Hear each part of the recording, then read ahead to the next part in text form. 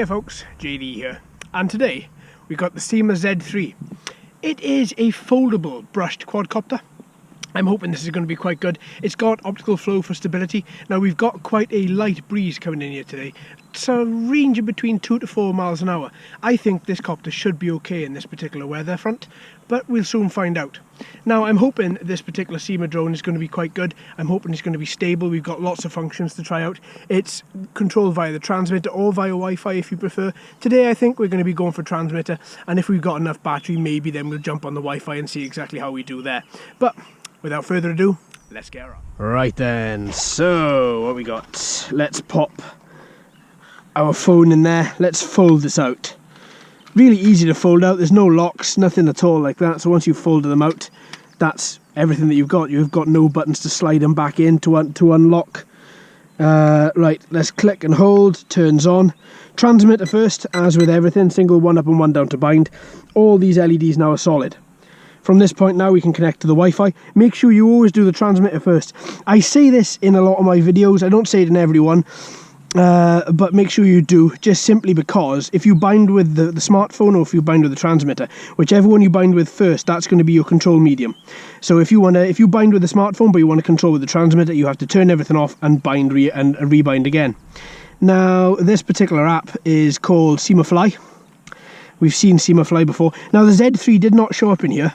I had to go to the drop down and click on Z3 because otherwise it doesn't show up. See, Z1, X8, X25, and there's no Z3. So I got to click on the drop down and go to Z3. And then from there I can click start and hopefully it shows us a screen. But it's kind of hanging for the second. Oh, there we go. Oh, we have Wi-Fi. It is very laggy. Very laggy. Right, okay, what we'll do, let's get these gyros calibrated. There we are, down and to the left in order to get the gyro calibrated, and we've got a single takeoff button on the shoulder, so we're going to push that and up it goes. Now, as with any optical flow quadcopter, you've got to give it a couple of seconds for it to auto adjust. So you want to make sure you've got good light like we have today. You want to make sure that there's no sort of changes in colour or changes in pattern of the floor. Now there's not much I can do about that because it's grass. So you've got some greens, some yellows. There's not really a lot I can do. But to be fair, it doesn't look as if this quadcopter is suffering that much either. Look at that. Got a bit of movement, the barometer keeping it up at a particular altitude, the optical flow sensor just making sure that it remembers where it is by looking at the ground and trying to stay exactly where that is. Look at that, that's pretty good, that's pretty good. Right then, let's have a little look at this thing. Those are orange LEDs, really bright. Green LEDs at the back. I'm liking the green at the back, really nice. Now, what we got? So I'm going to be changing the speed mode in a minute, but for the second, I just want to get a feel for her and see exactly how she's going to do in this breeze I spoke about at the beginning of the video. Now, this camera is very laggy. It hasn't cut out yet, but it is very laggy. You're looking at maybe half a second, maybe no, quarter of a second, maybe, of lag between turning the quadcopter and when the Wi-Fi updates and when your FPV relay updates. Right, push down the right analog stick for speed mode 2. It feels quite restricted between speed mode 1 and speed mode 2. Normally with 2 you get a nice little uptake and it's off. With this one you didn't get that, but it could be down to this breeze that we have, because it's not gusting today, but the breeze is constant. Okay. How quickly does it auto level? To be fair, that's not bad. For a £40 quadcopter, that's really not bad. And she's up quite high, and usually the higher you go, the worse the optical flow system actually works. Sometimes it doesn't even work. Let's go even higher. Sometimes you'll have lights flashing on some quadcopters to alert you that the optical flow sensor has been disabled. But this guy, the higher you go... Ooh, bit dodgy, bit dodgy. No, look at that, still sorts it out, no problem. Okay, bring you down. And even in this breeze as well, look, which is constant. It's getting battered about the place, you can see from the video, but still it's doing okay. Right then, let's get some FPV on the go. So I am recording. So what's that, video? Okay, so let's take some photos first, then I'll get some video on the go. I am recording my screen anyway, but let's see if I can get this leveled off. Because of the optical flow sensor, it should be relatively easy for me to take a photo.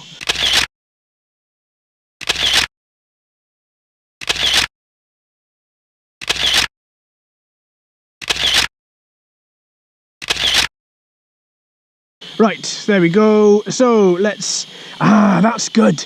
Now, a lot of these quadcopter manufacturers, or should I say app developers for the quadcopter manufacturers, you have a video button which you click. Obviously it records video, that's what you expect, but you don't get a time on some of them. And I thought this was going to be another one that you don't get a time on, but you get a nice little time. Now, if you start off that recording right from the start of your video, or right from the start of your lift off, your ascent, then you're going to see exactly how long this battery is going to last. It's rated for 8 minutes. I'm hoping we're going to get that. So we have 2 speed modes. I was hoping to go into speed mode 3 just then, but no such luck. Back into speed mode 1. Yeah, just test it again, and yeah, only 2 speeds, no problem. 2 speeds are okay, and speed mode 2 seems to be doing quite well in this particular breeze that we have here as well. I mean, she's very quick to bank, very quick to yaw and roll. I mean, if you just use yaw, she's actually pretty quick. That's actually okay.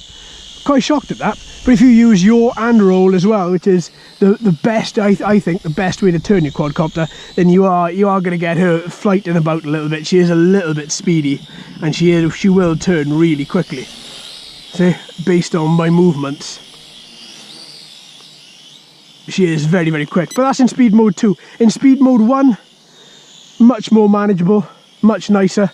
And once again, I haven't been looking all the time, but I don't think we've seen that Wi-Fi drop out either, which is quite good for a little for a short flyer, because this isn't a long range flyer. I mean, 80 to 100 meters is its control distance. I mean, and that's on a good day, without clouds, without atmospherics. So you're probably looking today, probably at about 35, 40, at least cutting that in half or thereabouts. Right, okay, so what we got there.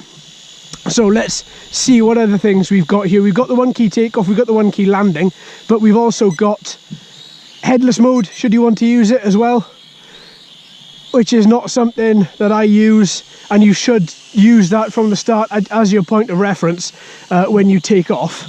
So you should, before you take off, set headless mode to go.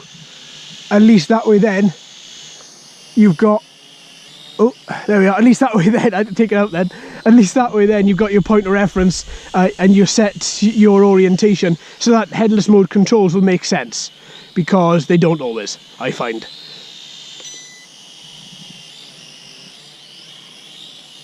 Right, so I'm just testing out a couple of these buttons here to see exactly what they do. Right, that's the one I was looking for, the fantastic 360 flips. So you've got the bottom right hand shoulder button, gives you your 3D flips. So your 360 flips should be 4 directional. Let's have a little look and see. So we just had one go into the left.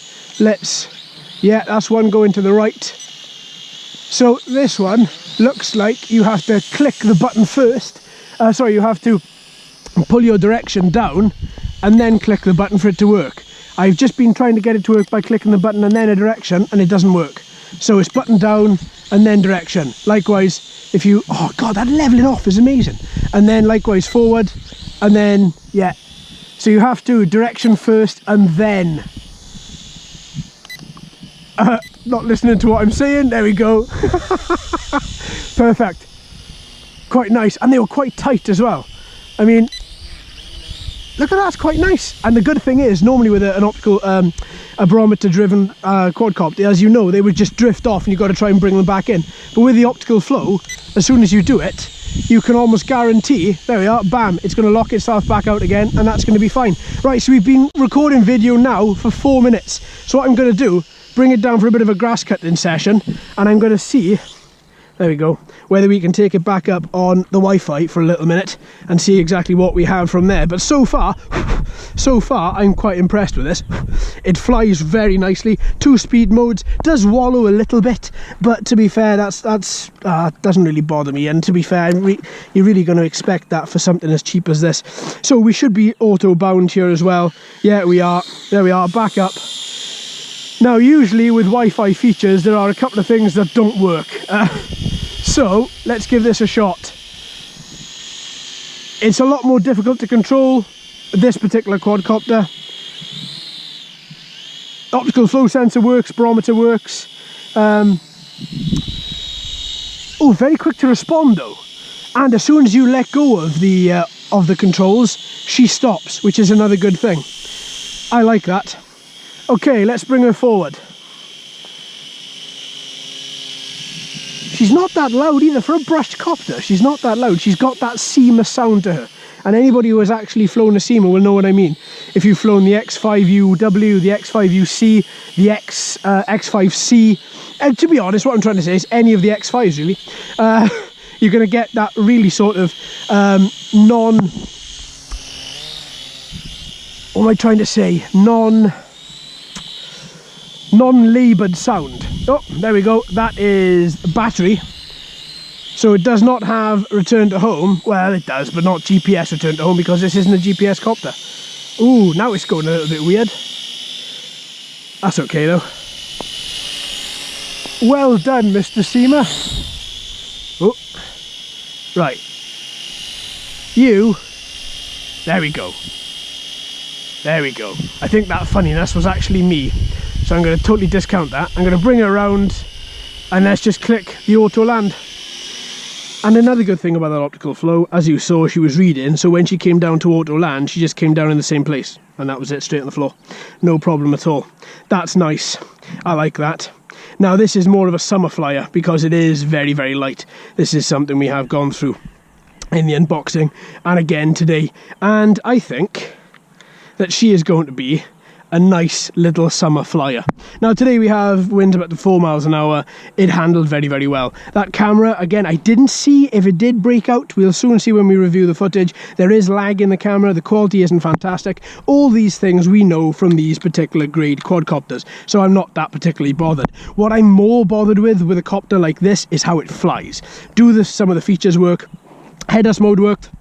360 flips worked, speed mode 1 and 2 worked, auto takeoff, auto landing worked, didn't have any problem there whatsoever. The Wi-Fi features, they worked as well, and they worked as advertised. And the good thing is about the interface for the Syma Fly app is it's not full, it's quite empty, so you haven't got to think to yourself, right, okay, which button is what, and you've got loads of buttons down the side. It's quite bare, and I like that. It's easy to see which button you're going to press for a corresponding feature. Now, this battery, we recorded 4 minutes of video and I recorded best part of 8 minutes of screen recording. So we did have our 8 minutes allotted time as it said. I like that. And I think other manufacturers can actually learn something from that when they say approximately and give you a figure that it never reaches. This has reached the figure. I'm very happy with that. As for warmth, it's not warm. It is stone cold. That's brilliant. All the motors are stone cold. The battery itself, that's the big test, it's stone cold. And so obviously these little aeration holes at the front and at the back, they actually do their job. There we are, perfect. Well done, Syma. You've built a very good copter here. I like this, and there are going to be other videos coming of this. That optical flow sensor worked fantastically well as well. There we are, my friends. I hope you've enjoyed. Thank you ever so much for watching and listening. I've been JD. You've been fantastic as always. If you haven't already, please like and subscribe. Hello and welcome to all the new subscribers. I hope you're enjoying the channel. So until next time, my friends, happy flying.